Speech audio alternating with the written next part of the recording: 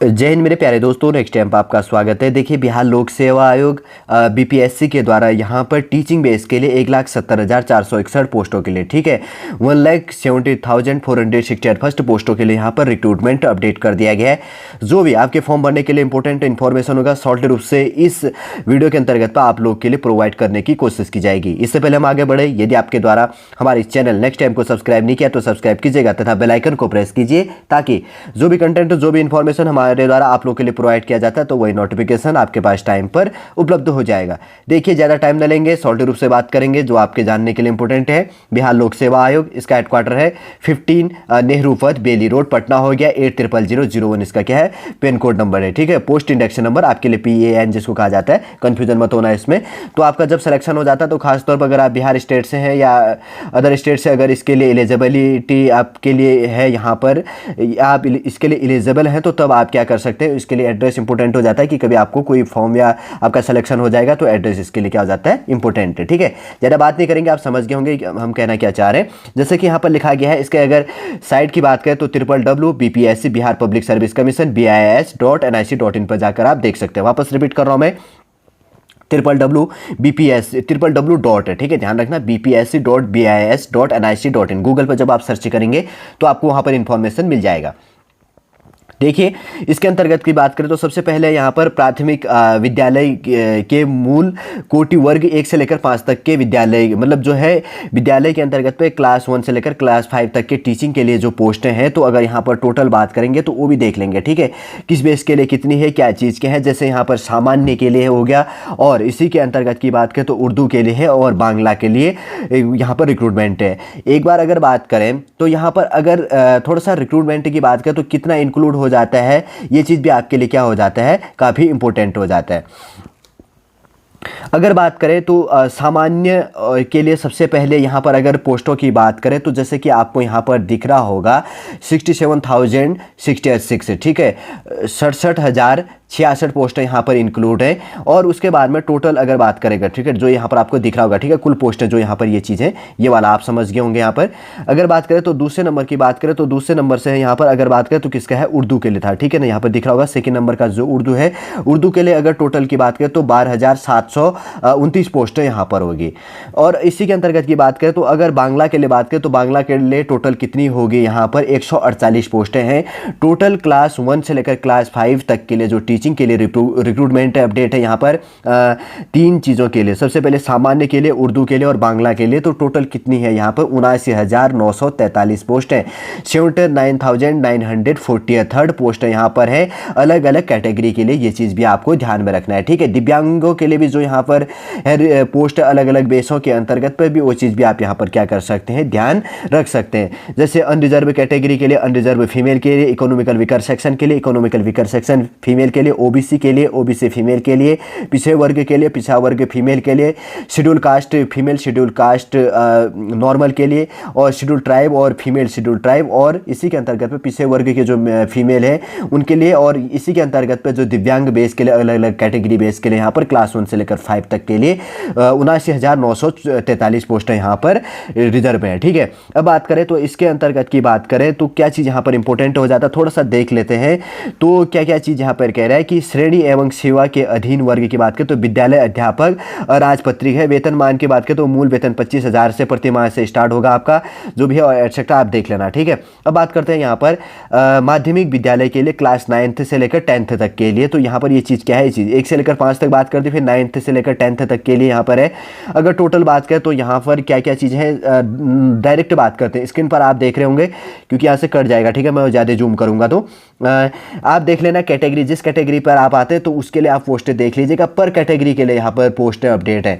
अगर बात करें तो हिंदी के लिए टोटल 9th से लेकर 10th तक के लिए 5,486 पोस्टें यहाँ पर हैं। अंग्रेजी के लिए 5,425 पोस्ट है। विज्ञान साइंस के लिए 5,425 पोस्ट है। मैथ्स के लिए अगर बात करें तो गणित के लिए 5425 पोस्ट है, ठीक है, 5425 पोस्ट है।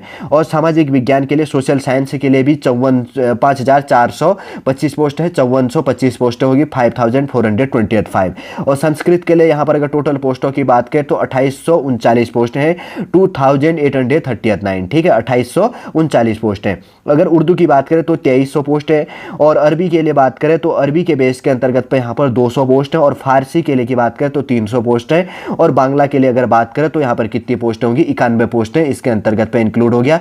अगर टोटल पोस्टों की बात करें तो 32,916 पोस्ट है, इसके अंतर्गत पे इंक्लूड होगी क्लास 9th से लेकर 10th तक, ठीक है। प्रत्येक कैटेगरी के लिए आप देख लीजिएगा, नहीं तो वीडियो और क्या हो जाता है, लेंथी हो जाता है। अब 11th से लेकर 12th बेस के लिए, 11th 12th बेस के अंतर्गत पर अगर टोटल पोस्टों की बात करें तो वो चीज़ भी हम यहाँ पर बात करते हैं। क्या चीज़ हो जाता है, सबसे पहले जंतु विज्ञान के लिए आप कैटेगरी वाइज देख लीजिएगा, टोटल पोस्ट है यहाँ पर 2683 पोस्ट है। और वनस्पति विज्ञान के लिए 2738 पोस्ट है। और रसायन शास्त्र के लिए 4799 पोस्ट होगी। और गणित के लिए यहाँ पर 2673 पोस्ट होगी। भौतिक शास्त्र के लिए 3022 पोस्ट है।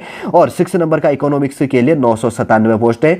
और ज्योग्राफी भूगोल के लिए 1033 पोस्ट है, ठीक है। इतिहास के लिए 8 नंबर का है, 5870 पोस्ट है, मतलब 5870 पोस्ट होगी। गृह विज्ञान होम साइंस के लिए 1275 पोस्ट है। संगीत के लिए 2043 पोस्ट है। दर्शन शास्त्र के लिए 170 पोस्ट है। राजनीति शास्त्र के लिए 5354 पोस्ट है, ठीक है, 5354 पोस्ट यहाँ पर होगी, 5354 जिसको कहेंगे। मनोविज्ञान साइकोलॉजी बेस के अंतर्गत पे 2015 पोस्ट है। और समाजशास्त्र के लिए यहाँ पर क्या हो गया, सोशियोलॉजी के लिए 1434 पोस्ट होगी। और अकाउंटेंसी बेस के अंतर्गत पे 612 पोस्ट होगी। बिजनेस स्टडीज बेस के अंतर्गत पे 1328 पोस्ट है। और एंटरप्रेन्योरशिप बेस के अंतर्गत पे यहाँ पर अगर बात करें तो 492 पोस्ट यहाँ पर होगी। अब बात करें तो अरबी बेस के लिए जो है टोटल इसके अंतर्गत पे कितनी है, 18वें नंबर का 200 पोस्ट है। और बांग्ला के लिए 27 पोस्ट है। भोजपुरी के लिए अगर बात करें तो 49 पोस्ट है, 21st। कंप्यूटर विज्ञान के लिए आपके लिए अगर बात करें तो कंप्यूटर के लिए पोस्ट बहुत है, ठीक है, 8395 पोस्ट है। और 22 नंबर का अंग्रेजी है, अंग्रेजी के लिए 3535 पोस्ट है। और उसके बाद में हिंदी के लिए 3221 पोस्ट है। और मगही के लिए अगर बात करें तो 27 पोस्ट है। और मैथिली के लिए 157 पोस्ट है। और पाली के लिए 29, ठीक है, पोस्ट है टोटल। और 27 नंबर का है फारसी, फारसी के लिए अगर बात करें तो 305 पोस्ट है। और प्राकृत के लिए 80 पोस्ट है। और संस्कृत के लिए यहाँ पर 1289 पोस्ट है। और उसके बाद में उर्दू की बात करें तो कितनी पोस्ट होगी, 1749 पोस्ट है। अगर टोटल पोस्टों की बात करें तो 57,602 पोस्ट होगी टोटल 11th 12th बेस के लिए, लगभग 30 सब्जेक्टों के लिए, ठीक है। अगर बात करें तो इसके लिए और क्या चीज़ यहाँ पर निकल के आता है वो चीज़ हम यहाँ पर बात करेंगे।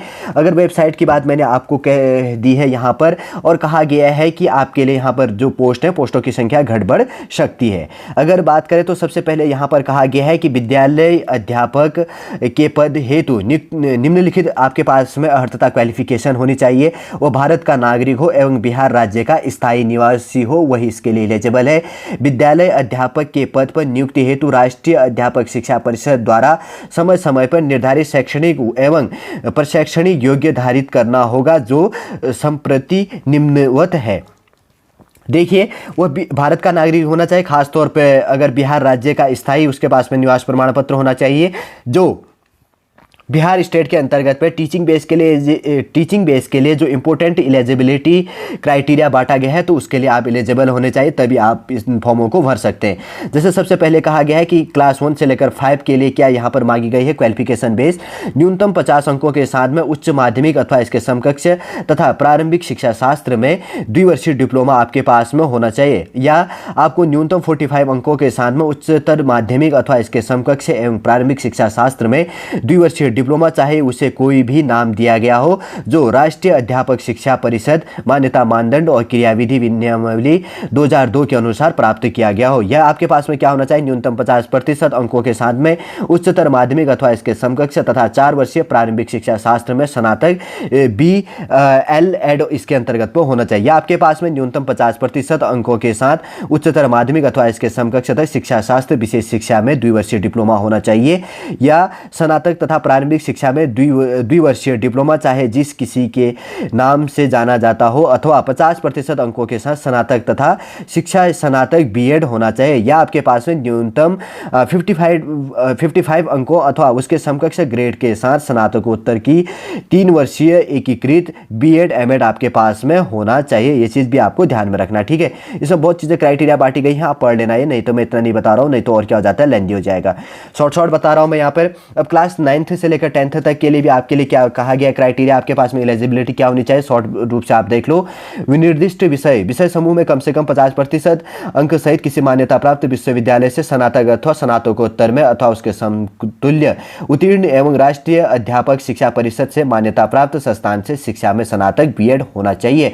जिसके लिए जिस सब्जेक्ट के लिए आप यहाँ पर अप्लाई करेंगे तो उस सब्जेक्ट में कम से कम आपके पास में 50% मार्क्स होना चाहिए, या दूसरी यहाँ पर एलिजिबिलिटी किसी मान्यता प्राप्त विश्वविद्यालय से स्नातक अथवा स्नातकोत्तर इसके समतुल्य में कम से कम 45% अंकों सहित स्नातकोत्तर तथा 13/11/2002 को अधिसूचित राष्ट्रीय अध्यापक शिक्षा परिषद मान्यता के लिए आवेदन पत्र जमा करने की समय सीमा, अध्यापक शिक्षा कार्यक्रमों की मान्यता के लिए मानदंडों और मानकों का निर्धारण तथा नए पाठ्यक्रम तथा प्रशिक्षण शुरू करने के लिए अनुमति, विनियमन 2002 तथा 10/12/2007 को अधिसूचित राष्ट्रीय अध्यापक शिक्षा परिषद मान्यता मानदंड और क्रियाविधि विनियमन जो भी है 2007 के अनुसार राष्ट्रीय अध्यापक शिक्षा परिषद से मान्यता प्राप्त संस्थान से शिक्षा में स्नातक या बीएड होनी चाहिए। या आपके पास में क्या होना चाहिए, राष्ट्रीय अध्यापक शिक्षा परिषद से मान्यता प्राप्त किसी भी संस्था से विनिर्दिष्ट विषय और विषय समूह में बीएड और बीएससी एड और 4 वर्षीय उपाधि आपके पास में होनी चाहिए। ये चीज़ भी आपको ध्यान में रखना। और क्राइटेरिया आप देखना, परंतु कक्षा 9th से लेकर 10th तक विद्यालय अध्यापक के पद पर नियुक्ति हेतु शैक्षणिक एवं प्राशैक्षणिक योग्यता में अनुसूचित जाति, अनुसूचित जनजाति, अन्य पिछड़ा वर्ग एवं दिव्यांग के अभ्यर्थियों को न्यूनतम निर्धारित अर्हतांक में 5% अंकों की यहाँ पर आपको छूट दी जाएगी। ये चीज़ भी आपको ध्यान में रखना है। कक्षा 9th और 10th के विद्यालय अध्यापक के पद हेतु निम्न समूह जो कह रहे हैं नियुक्ति हेतु विषय समूह निम्नवत होगा। गणित की बात करें तो स्नातक स्तर पर गणित के साथ में भौतिकी, इलेक्ट्रॉनिक्स, कंप्यूटर साइंस, रसायन विज्ञान, सांख्यिकी विषय में से कोई 2 विषय स्नातक स्तर पर पठित हो अथवा इंजीनियरिंग से स्नातक जिसमें गणित की विशेषज्ञता हो, ये होना चाहिए, ठीक। अगर आप मैथ्स के लिए एलिजिबिलिटी लेना चाहते हैं, अगर चाहते हैं कि आप मैथ्स सब्जेक्ट पढ़ाना चाहेंगे क्लास 9th 10th में, तो आपके पास में मैथ्स के साथ में ये चीज़ें क्राइटेरिया होनी चाहिए, सब्जेक्ट होने चाहिए। अगर इसके बाद की बात करें तो यूजी बेस के अंतर्गत पे, अगर साइंस की बात करें तो साइंस के अंतर्गत पर आपके पास में अगर यूजी के अंतर्गत पे, ठीक है, ग्रेजुएशन के अंतर्गत पे स्नातक स्तर पर जंतु विज्ञान हो गया, प्राणी विज्ञान, वनस्पति विज्ञान एवं रसायन शास्त्र विषय में पठित हो अथवा इंजीनियरिंग में से स्नातक जिसमें विज्ञान की विशेषज्ञता हो, ठीक है। अगर 3rd नंबर की बात करें तो सामाजिक विज्ञान की बात करें तो स्नातक स्तर पर सहायक विषय प्रतिष्ठा विषय के अंतर्गत इतिहास, भूगोल, अर्थशास्त्र एवं राजनीतिक में से किसी 2 विषय में उत्तीर्ण हो आपके पास में, मतलब ग्रेजुएशन होना चाहिए जिसमें अनिवार्य रूप से एक विषय इतिहास या भूगोल अवश्य होना चाहिए, तब आप इसके लिए एलिजिबल होंगे। भाषा से संबंधित विषय की बात करें तो माध्यमिक शिक्षा के पद हेतु भाषा से संबंधित विषयों में संबंधित भाषा विषय के रूप में स्नातक स्तर पर पठित होना आपके लिए इंपॉर्टेंट है। अब बात करें तो अगर आप 11th 12th के लिए पढ़ाना चाहते हैं, 11th 12th के लिए आप सोचते हैं कि हम एलिजिबल हैं, तो उसके अंतर्गत पे क्या क्या एलिजिबिलिटी गवर्नमेंट के द्वारा निर्धारित किया गया है वो चीज़ आप देख लेंगे। विनिर्दिष्ट विषय में कम से कम 50% अंकों सहित किसी मान्यता प्राप्त विश्वविद्यालय से स्नातकोत्तर उत्तीर्ण एवं राष्ट्रीय अध्यापक शिक्षा परिषद से मान्यता प्राप्त संस्थान से शिक्षा में आपके पास में स्नातक बीएड होनी चाहिए, या किसी मान्यता प्राप्त विश्वविद्यालय से कम 45% अंकों सहित स्नातकोत्तर अथवा उसके समतुल्य तथा 13/11/2002 को अधिसूचित राष्ट्रीय अध्यापक शिक्षा परिषद मान्यता के लिए आवेदन पत्र जमा करने की समय सीमा, अध्यापक शिक्षा कार्यक्रमों की मान्यता के लिए मानदंडों और मानकों का निर्धारण तथा नए पाठ्यक्रम अथवा प्रशिक्षण शुरू करने के लिए अनुमति है। विनियमन 2002 तथा 10/12/2007 को अधिसूचित राष्ट्रीय अध्यापक शिक्षा परिषद मान्यता मानदंड और क्रियाविधि विनियमन 2007 के अनुसार राष्ट्रीय अध्यापक शिक्षा परिषद से मान्यता प्राप्त संस्थान से शिक्षा में स्नातक या बीएड होनी चाहिए। अगर बात करें तो किसी मान्यता प्राप्त विश्वविद्यालय से कम 50% अंकों सहित विनिर्दिष्ट विषय में स्नातकोत्तर अथवा इसके समतुल्य तथा राष्ट्रीय अध्यापक शिक्षा परिषद से मान्यता प्राप्त किसी भी संस्थान से बीएड और बीएससी एड होना चाहिए। ठीक है, यह आपके पास में एलिजिबिलिटी क्या होनी चाहिए। अगर बात करें तो न्यूनतम 55% अंकों अथवा उसके समकक्ष ग्रेड के साथ में विनिर्दिष्ट विषय में स्नातकोत्तर तथा 3 वर्षीय आपके पास में एकीकृत बीएड एमएड होना चाहिए।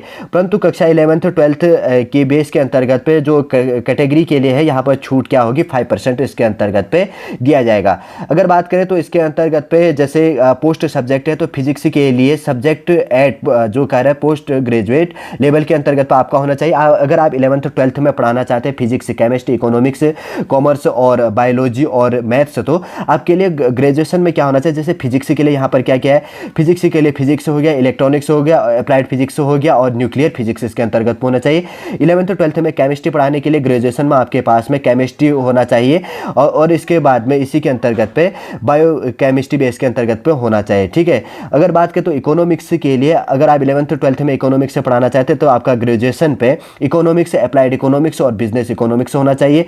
कॉमर्स के लिए मास्टर डिग्री इन कॉमर्स होना चाहिए।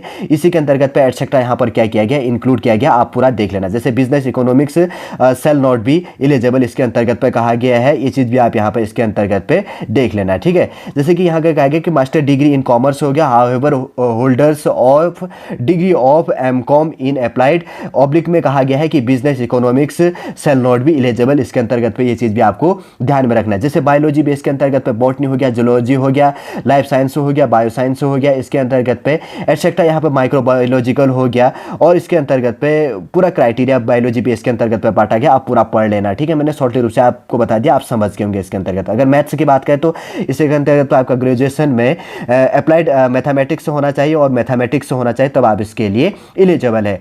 क्लास 11th 12th में कंप्यूटर विज्ञान विषय के लिए विद्यालय अध्यापक के लिए आवश्यक शैक्षणिक, अगर आप 11th 12th में कंप्यूटर पढ़ाना चाहते हैं तो आपके पास में क्या एलिजिबिलिटी होनी चाहिए, ये आपको यहाँ पर इंपॉर्टेंटली रूप से ध्यान में रखना चाहिए। न्यूनतम आपको क्या करना है, न्यूनतम 50% अंकों के साथ में निम्न विषय समूह में मान्यता प्राप्त विश्वविद्यालय संस्थान से प्राप्त उपाधि DOEA CC से स्तर A एवं किसी विषय में स्नातकोत्तर की उपाधि होनी चाहिए या किसी मान्यता प्राप्त विश्वविद्यालय या AICTE से मान्यता प्राप्त संस्थान से BE या BTech कंप्यूटर साइंस IT अथवा समकक्ष उपाधि या भारत सरकार से मान्यता प्राप्त संस्थान विश्वविद्यालय से डिप्लोमा होना चाहिए या किसी मान्यता प्राप्त विश्वविद्यालय या AICTE से मान्यता प्राप्त संस्थान से किसी स्ट्रीम में BE या BTech की उपाधि तथा कंप्यूटर में पोस्ट ग्रेजुएट डिप्लोमा होना चाहिए या किसी मान्यता प्राप्त विश्वविद्यालय से कंप्यूटर साइंस में स्नातकोत्तर मतलब PG होना चाहिए, पोस्ट ग्रेजुएट होना चाहिए, मास्टर डिग्री होनी चाहिए या MCA या मान्यता प्राप्त विश्वविद्यालय से समकक्ष उपाधि होनी चाहिए या किसी मान्यता प्राप्त विश्वविद्यालय से कंप्यूटर साइंस में स्नातक BCA या समकक्ष एक किसी विषय में मतलब आपके पास में पोस्ट ग्रेजुएशन होना चाहिए, मास्टर डिग्री होनी चाहिए या आपके पास में किसी मान्यता प्राप्त विश्वविद्यालय से कंप्यूटर साइंस में पोस्ट ग्रेजुएट और डिप्लोमा एवं किसी विषय में स्नातकोत्तर की उपाधि होनी चाहिए या DOEA CC में से स्तर पर B एवं मान्यता प्राप्त विश्वविद्यालय से किसी विषय में स्नातकोत्तर की उपाधि होनी चाहिए या सूचना एवं संचार प्रौद्योगिकी मंत्रालय से DOEA CC से स्तर C तथा किसी मान्यता प्राप्त विश्वविद्यालय से स्नातक की ग्रेजुएशन की आपके पास में उपाधि होनी चाहिए या MCA का 3 वर्षीय कोर्स 6 सेमेस्टर आपके पास में होना चाहिए और कैटेगरी वाइज बेस के अंतर्गत पे यहाँ पर क्या किया जाएगा, 11th 12th बेस के अंतर्गत पे 5% की आपको छूट दी जाएगी। देखिए, अगर आप संगीत विषय से के लिए आप पढ़ाना चाहते हैं तो संगीत सब विषय के लिए आपके पास में क्या क्राइटेरिया होनी चाहिए 11th 12th सब्जेक्ट पढ़ाने के लिए, न्यूनतम 50% अंकों के साथ में किसी मान्यता प्राप्त विश्वविद्यालय अथवा मान्यता प्राप्त बोर्ड संस्थान से संगीत शिक्षा में स्नातकोत्तर उपाधि अथवा उसके समकक्ष अर्थता मान्यता प्राप्त संस्थान से संबंध में किसी प्रकार का विवाद उत्पन्न होने पर प्रशासी विभाग का निर्णय अंतिम होगा, ये चीज़ भी आपको ध्यान में रखना है। और इसके अंतर्गत आप अगर बात करें तो किस सब्जेक्ट 11th 12th बेस के अंतर्गत वाणिज्य संकाय विषय को पढ़ाना चाहते हैं तो इसके लिए आपको क्या होना चाहिए, वाणिज्य संकाय में 3 वर्षीय क्रमशः आपके पास में उद्यमिता APS के अंतर्गत पे, अकाउंटेंसी बेस के अंतर्गत पे बात करें तो लेखा शास्त्र हो गया, बिजनेस स्टडी बेस होगी में नियुक्ति की जाएगी। इस हेतु वाणिज्यिक हो गया, कॉमर्स में शिक्षण पात्रता परीक्षा उत्तीर्ण अभ्यर्थी उक्त तीनों विषयों में से किसी एक विषय में नियुक्ति हेतु आवेदन कर सकते हैं। परंतु EPS उद्यमिता अथवा जो यहाँ पर लेखा के लिए बात करें और बिजनेस स्टैंडर्ड की बात करें तो विषय में में शिक्षण पात्रता परीक्षा उत्तीर्ण अभ्यर्थी संबंधित विषय में ही नियुक्ति हेतु आवेदन कर सकते हैं। ये चीज़ भी आपको ध्यान में रखना है। विद्यालय अध्यापक के पद पर नियुक्ति हेतु शैक्षणिक एवं शैक्षणिक प्रमाण पत्र की मान्यता से संबंधित जो उपबंध है, ये चीज़ भी आप यहाँ पर पढ़ लेना। स्नातकोत्तर में समतुल्य अर्थता से संबंधित कुछ यहाँ पर स्पष्टीकरण यहाँ पर दिया गया है और स्नातक में समतुल्य अर्थता के अंतर्गत पर कुछ स्पष्टीकरण दिया गया है। ये चीज़ भी आपको ध्यान रखना है। जैसे यहाँ पर कह रहा है ना, ये के नंबर का जो ये चीज़ है, तो स्नातकोत्तर स्नातक में इसमें तो एक चीज़ पढ़ लो, थोड़ा सा समझ लेना, ठीक है। स्नातकोत्तर में मतलब वही ग्रेजुएशन हो गया, वही पोस्ट ग्रेजुएशन हो गया। ग्रेजुएशन में जैसे ग्रेजुएशन की बात करें तो मौलाना मजहूल हक अरबी एवं फारसी विश्वविद्यालय या बिहार राज्य मदरसा शिक्षा बोर्ड द्वारा प्रदत्त आलिम की उपाधि उर्दू फारसी अरबी विषय के लिए स्नातक के समतुल्य मानी जाएगी। कामेश्वर सिंह संस्कृत विश्वविद्यालय दरभंगा द्वारा प्रदत्त शास्त्री की उपाधि संस्कृत विषय के लिए स्नातक के समतुल्य मानी जाएगी। ये चीज़ भी आपको ध्यान में रखना है, ठीक है। अगर बात करें तो प्राथमिक शिक्षा के लिए CTET होना चाहिए पेपर फर्स्ट और BTET पेपर फर्स्ट होगा, और माध्यमिक शिक्षा के अध्यापकों के लिए STET हो गया, ठीक है, पेपर एवं उच्च माध्यमिक विद्यालय के अध्यापकों के लिए STET पेपर सेकंड में उत्तीर्ण हो तब उसके लिए एलिजिबल होगी। परंतु वर्ष 2012 से पूर्व नियुक्त एवं कार्यरत शिक्षक जो दक्षता परीक्षा उत्तीर्ण होंगे के लिए शिक्षक पात्रता परीक्षा में उत्तीर्ण अनिवार्य नहीं होंगे। नोट एटसेट्रा आप पढ़ लेना, इसके अंतर्गत में बहुत चीज़ें यहाँ पर हो जाती है, ठीक है। बहुत चीज़ें यहाँ पर दी है, मैं वो कर देता हूँ। अगर एज लिमिट की बात करें तो एज लिमिट आपके लिए यहाँ पर लिया जाएगा, जैसे कि कहा गया है सभी पदों पर नियुक्ति हेतु न्यूनतम एवं अधिकतम उम्र सीमा के लिए कट ऑफ तिथि 1/8/2023 होगा, 1 अगस्त 2023 के बेस में लिया जाएगा। प्राथमिक शिक्षा के लिए अध्यापक के लिए कट ऑफ तिथि 1 अगस्त 2023 को अभ्यर्थी की न्यूनतम आयु 18 वर्ष और माध्यमिक एवं उच्च माध्यमिक विद्यालयों के अध्यापकों के लिए अभ्यर्थियों की न्यूनतम आयु 1 अगस्त 2023 को 21 वर्ष होनी चाहिए। थर्ड नंबर की बात करें तो अधिकतम आयु अनारक्षित पुरुष हो गया 37 वर्ष और पिछड़े वर्ग अत्यंत पिछड़े वर्ग की महिला एवं अनारक्षित महिला 40 वर्ष एवं अनुसूचित जाति तथा अनुसूचित जनजाति पुरुष तथा महिला के लिए 42 वर्ष, और इसके अंतर्गत जो सेवानिवृत्ति है उनकी आयु वर्ष कितनी निर्धारित की है, 60 वर्ष यहाँ पर निर्धारित की गई है। आयु सीमा की छूट की बात करें तो अधिकतम आयु सीमा में 10 वर्ष की छूट दिनांक 1 अगस्त 2023 के आधार पर मानदेय होगा। ये चीज़ भी आपको यहाँ पर ध्यान में रखना और चीज़ें आप पढ़ लेना, ठीक है, क्या क्या चीज़ें यहाँ पर क्राइटेरिया बांटी गई है। अगर बात करें तो जैसे कि यहाँ पर कहा गया है कि चयन प्रक्रिया की बात करें तो लिखित परीक्षा होगा, वस्तुनिष्ठ ऑब्जेक्टिव टाइप होगा। तो लिखित परीक्षा के अंतर्गत की बात करें तो वस्तुनिष्ठ के लिए परीक्षा संरचना एवं पाठ्यक्रम निम्नलिखित होंगे। अगर बात करें तो यहाँ पर बात करें तो जैसे कि अर्थता की बात करें तो प्रश्नों की संख्या 100 होगी। भाग फर्स्ट के अंतर्गत पे 20 क्वेश्चन, मतलब पार्ट फर्स्ट पर 25 क्वेश्चन, भाग 1 हो गया। भाग सेकंड पार्ट सेकंड की बात करें तो 75 क्वेश्चन हो गया। परीक्षा की अवधि 2 आवर्स हो गया। 2 आवर्स के अंतर्गत पे 100 क्वेश्चन, 120 मिनट के अंतर्गत पे 100 क्वेश्चन आपको सॉल्व करना है। कुल अंकों की बात करें तो इसके अंतर्गत पे अगर बात करें तो कितना है, कितनी होगी यहाँ पर 2 आवर्स के अंतर्गत पे कुल मार्क्स की बात करें तो 100 मार्क्स हो गया। पार्ट फर्स्ट में 25 क्वेश्चन और पार्ट सेकंड के अंतर्गत पे 75 क्वेश्चन इसके अंतर्गत पे होगा। अगर बात करें तो अभियुक्ति की बात करें तो यह पत्र 2 भागों में होगा, फर्स्ट भाग और सेकंड भाग में। फर्स्ट भाग में अंग्रेजी भाषा तथा सभी के लिए समान कॉमन होगा, ठीक है, और भाग सेकंड के अंतर्गत पे हिंदी भाषा, उर्दू भाषा, बांग्ला भाषा, तीनों में से किसी एक भाषा का चुनाव करना होगा। थर्ड नंबर की बात करें तो इस पत्र का अर्धांक दोनों भाषा को मिलाकर कम से कम 30% अनिवार्य है, लेकिन इसमें कोई निगेटिव मार्किंग नहीं होगा। इस चीज़ भी आपको ध्यान में रखना है। सेकंड नंबर की बात करें तो सामान्य अध्ययन में 120 क्वेश्चन होंगे और 2 आवर्स के अंतर्गत पर सॉल्व करना है। कुल मार्क्स की बात करते हो तो 120 हो गया 1 से लेकर 5 के लिए, ठीक है। क्लास 1 से लेकर 5 की बात करें तो इसमें प्राथमिक गणित, मानसिक क्षमता परीक्षण, सामान्य जागरूकता, सामान्य विज्ञान, भारतीय राष्ट्रीय आंदोलन, भूगोल एवं पर्यावरण शामिल किया जाएगा। सामान्य अध्ययन पत्र के प्रश्न प्राथमिक विद्यालय के पाठ्यक्रम इसके अंतर्गत पे में से संबंधित होंगे, ठीक है। पाठ्यक्रम बेस के अंतर्गत पे जो इसके अंतर्गत पे इंक्लूड किया जाएगा, लेकिन इसका स्तर उम्मीदवार हेतु निर्धारित न्यूनतम अर्थता के आलोक में ये चीज़ होगा, ठीक है। ये चीज़ भी आपको ध्यान में रखना। थर्ड नंबर की बात करें तो विषय एवं सामान्य जो इसके अंतर्गत पे 120 क्वेश्चन होंगी, 120 क्वेश्चन 2 आवर्स के अंतर्गत पे 120 यहाँ पर मार्क्स होगा और क्लास 9th से लेकर 10th के लिए। यह पत्र 2 भागों में होगा, भाग फर्स्ट और भाग सेकंड के अंतर्गत पे। अगर इसी के अंतर्गत की बात करें तो अध्ययन भाग फर्स्ट के अंतर्गत पे 80 क्वेश्चन, पार्ट फर्स्ट के अंतर्गत पे 80 क्वेश्चन, पार्ट सेकंड के अंतर्गत पे 40 क्वेश्चन होगा। टोटल मतलब पर क्वेश्चन पर 1 मार्क्स का होगा। ये चीज़ भी आपको ध्यान में रखनी है, ठीक है। अगर इसी के अंतर्गत की बात करें तो जो यहाँ पर इंक्लूड किया गया है, तो जैसे ऊपर शायद पाठ्यक्रम में एस इंक्लूड हो रहा है ना, स्टेट CRT मतलब स्टेट की जो है तो उसको इंक्लूड है, और जैसे यहाँ पे NCRT शायद कुछ भी हो सकता है, शायद टाइपिंग भी क्या पता गलत हो सकता है, तो थोड़ा सा आप कॉम्प्रोमाइज़ कीजिएगा, इसलिए मैंने पहले भी रोक दिया था, क्योंकि यहाँ पर जैसे यहाँ पे NCRT लिखा है तो ऊपर SCRT लिखा है ना, तो या तो क्या पता स्टेट बेस का कुछ होगा बिहार के अंतर्गत पे, अगर नहीं है तो फिर वो NCRT बेस से संबंधित होगा। ठीक है, एक विषय पत्र है, उम्मीदवारों द्वारा इन पत्रों में से किसी मतलब जो पार्ट फर्स्ट होगा तो जिसमें 80 क्वेश्चन पूछे जाएंगे, जिसमें हिंदी लैंग्वेज, बांग्ला, उर्दू, संस्कृत, अरबी, फारसी, अंग्रेजी, विज्ञान, गणित एवं सामाजिक विज्ञान होगा।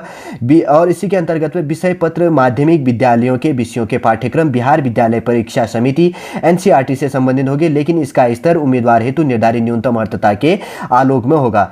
पार्ट सेकंड के अंतर्गत की बात करें तो एक सामान्य अध्ययन पत्र है जिसके प्रश्न माध्यमिक विद्यालय के पाठ्यक्रम से संबंधित होंगे, लेकिन इनका स्तर उम्मीदवार हेतु निर्धारित न्यूनतम अर्थता के आलोक में होगा। इसमें प्राथमिक गणित, सामान्य जागरूकता, सामान्य विज्ञान, भारतीय राष्ट्रीय आंदोलन एवं भूगोल इसके अंतर्गत पे शामिल होंगे। अगर बात करें तो 11th और 12th पढ़ाने के लिए यहाँ पर आपको 120 क्वेश्चन पूछा जाएगा, पार्ट फर्स्ट में 80 क्वेश्चन, पार्ट सेकंड में 40 क्वेश्चन, टोटल 2 आवर्स के अंतर्गत पे 120 के अंतर्गत पे, मतलब पर मिनट एक क्वेश्चन सॉल्व करना है, ध्यान रखना टारगेट, और 120 मार्क्स का इसके अंतर्गत पे होगा। अगर उच्चतर माध्यमिक के लिए 11th और 12th पढ़ाने के लिए पार्ट सेकंड, पार्ट फर्स्ट और पार्ट सेकंड के अंतर्गत पे क्या चीज़ है, सिलेबस ये काफ़ी इंपॉर्टेंट हो जाता है।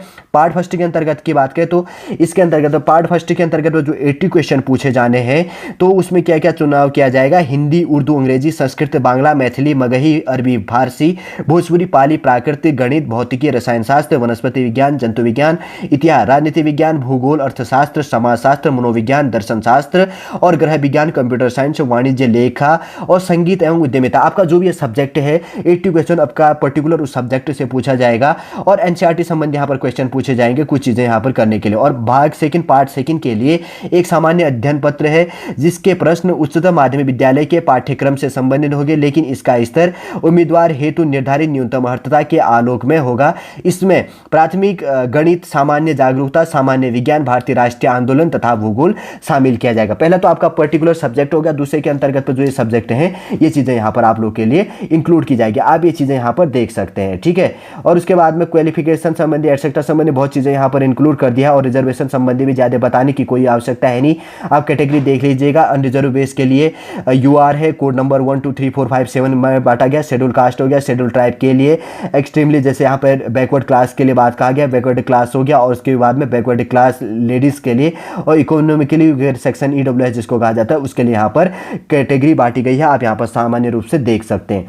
ठीक है, शॉर्ट रूप से मैं समझाने की कोशिश कर रहा हूँ, उम्मीद करूंगा दोस्तों आप समझ में आ रहा होगा आपको। यदि समझ में आ रहा है तो लाइक कीजिएगा और कमेंट कर दीजिएगा। यहाँ पर कमेंट के माध्यम से आप हमें क्या कर सकते हैं, सजेशन भी प्रोवाइड कर सकते हैं। बहुत चीज़ें यहाँ पर क्राइटेरिया ये बांटी गई है, ये चीज़ भी आप क्या कर सकते हैं, पढ़ लीजिएगा क्या चीज़ यहाँ पर कहा गया, बहुत सारा है, नहीं तो बहुत क्या हो जाएगा, लेंदी हो जाएगा यहाँ पर। ठीक है, अगर फीस की बात करें तो एक बार फीस देख लेते, काफ़ी इंपॉर्टेंट हो जाता है। स्टूडेंट इसी चीज़ के लिए यहाँ पर वेटिंग भी कर रहे होंगे।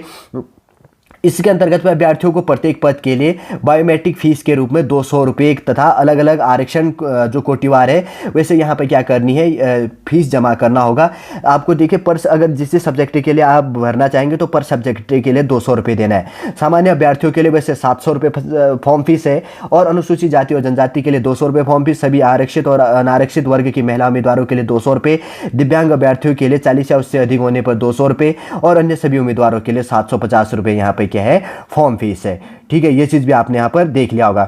देखिए अगर आप ऑनलाइन की बात करें तो आप फॉर्म भरना स्टार्ट कर चुके हैं 15 जून 2023 से लेकर आपका ऑनलाइन आवेदन भरने की जो अंतिम तिथि है क्या है यहाँ पर 12 इसके अंतर्गत पे 12 जुलाई 2023 को। ठीक है, आप लोग के लिए ये वीडियो 20 जून 2023 को प्रोवाइड किया जा रहा है। अभी कुछ लेट नहीं हुआ है, अभी आप आराम से फॉर्म भर सकते हैं। अभी तो बहुत सारे स्टूडेंटों को नोटिफिकेशन पता नहीं होगा, अभी कुछ स्टूडेंटों ने फॉर्म भरा होगा। ठीक है, अभी आपके पास में लगभग 20-22 दिन है, आराम से क्या कर सकते हैं, आप इस फॉर्म को भर सकते हैं। सॉल्ड रूप से देखिए फॉर्म भरने के लिए जो इंपॉर्टेंट इंफॉर्मेशन था, जो बिहार के अंतर्गत पे टीचिंग बेस के लिए जो यहाँ पर रिक्रूटमेंट अपडेट कर दिया गया है, और प्रत्येक क्लास के लिए क्लास 1 से लेकर 5 के लिए, 9th 10th के लिए, और इसके अंतर्गत पे 11th 12th के लिए आपके पास में क्या चीज़ एजुकेशन होनी चाहिए, क्या क्वालिफिकेशन होना चाहिए। लास्ट में मैंने आपको सिलेबस प्रोवाइड किया, और जो भी आपके फॉर्म भरने के लिए इंपॉर्टेंट इंफॉर्मेशन है सॉल्ड रूप से इस वीडियो के अंतर्गत पर आप लोग के लिए प्रोवाइड करने की कोशिश की गई है। उम्मीद करूंगा दोस्तों बिहार लोक सेवा आयोग के अंतर्गत पे 1,70,461 पोस्टों के लिए जो टीचिंग बेस के लिए जो रिक्रूटमेंट अपडेट किया गया है उसका सॉलिड रूप से नोटिफिकेशन हमारे द्वारा आप लोग के लिए प्रोवाइड करने की और समझाने की कोशिश की गई है।